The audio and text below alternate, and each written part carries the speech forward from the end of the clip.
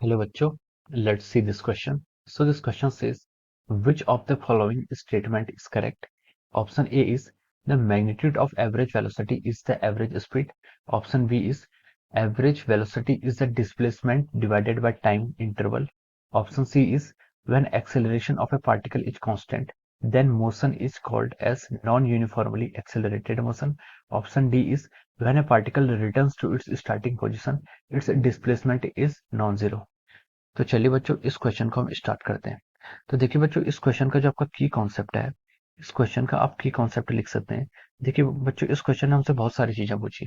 पहले आपसे पूछा कि एवरेज वेलोसिटी, एवरेज स्पीड, फिर आपसे एक्सेलरेशन। ओके, तो देखिए हम इसका की कॉन्सेप्ट लिख सकते हैं। आपका एवरेज वेलोसिटी क्या क्या हो जाएगा, एवरेज वेलोसिटी पूछा है, और आपसे क्या पूछा है, एवरेज स्पीड पूछा है, और फिर आपसे पूछा है एक्सेलरेशन के रिस्पेक्ट में।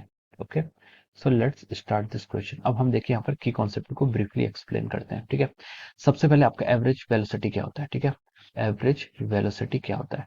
देखिए एवरेज वेलोसिटी होता है आपका total displacement divide by time interval. ठीक है, क्या होता है आपका total displacement, total displacement divide by our time taken. ठीक है, ये आपका क्या होता है, आपका ये आपका एवरेज, एवरेज वेलोसिटी आपका इस तरीके से डिफाइन होती है। ठीक है, तो displacement divide by time taken ये आपकी क्या करती है, एवरेज वेलोसिटी को हम इस तरीके से डिफाइन करते हैं। ठीक है, ये आपका है एवरेज वेलोसिटी। अब देखिए एवरेज स्पीड क्या होता है, एवरेज स्पीड एक दूसरी क्वांटिटी होती है। ठीक है, एवरेज स्पीड को हम कैसे डिफाइन करते हैं, एवरेज स्पीड को हम डिफाइन करते हैं total distance divide by time taken. आपका average speed distance divide by time taken. ठीक है, डिवाइड बाय टाइम। ठीक है, ये आपका क्या होता है, एवरेज स्पीड होता है। तो देखिए डिस्प्लेसमेंट आपका, एवरेज वेलोसिटी क्या है, total displacement divide by time taken. Average speed है आपका टोटल डिस्टेंस बाय टाइम। ठीक है, तो देखिए डिस्प्लेसमेंट और डिस्टेंस आपका इक्वल हो ये हमेशा जरूरी नहीं है।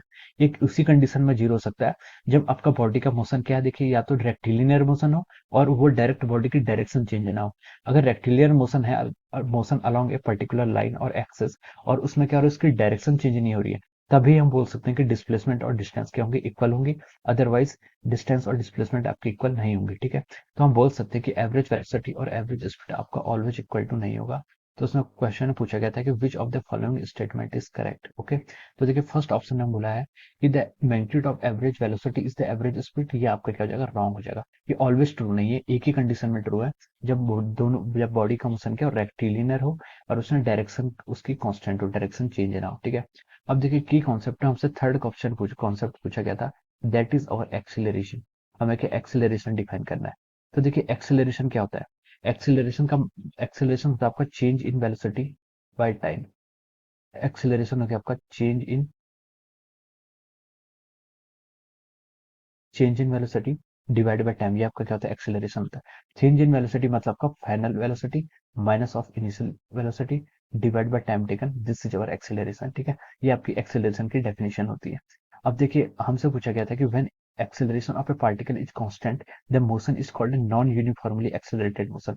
तो ये आपका देखिए ये आपका ऑप्शन सी है, तो ये स्टेटमेंट आपका रॉन्ग है। ठीक है, अगर किसी पार्टिकल का एक्सेलरेशन कांस्टेंट है तो उसको हम बोलते हैं uniformly accelerated motion.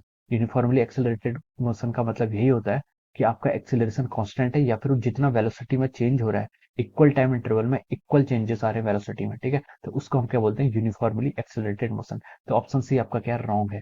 Option B में देखिए क्या बोला था, ऑप्शन बी में हमसे पूछा गया था the average velocity is the displacement divided by time interval. Average velocity क्या होता है, displacement divide by time interval. ये स्टेटमेंट क्या आपका ट्रू है। ठीक है, वेलोसिटी को हम डिस्प्लेसमेंट डिवाइड बाय टाइम ही लिखते हैं। ठीक है, सी ऑप्शन रॉन्ग हो गया। अब आते हैं ऑप्शन डी में। ऑप्शन डी में उसने बोला कि when a particle returns to its starting position its displacement is non zero.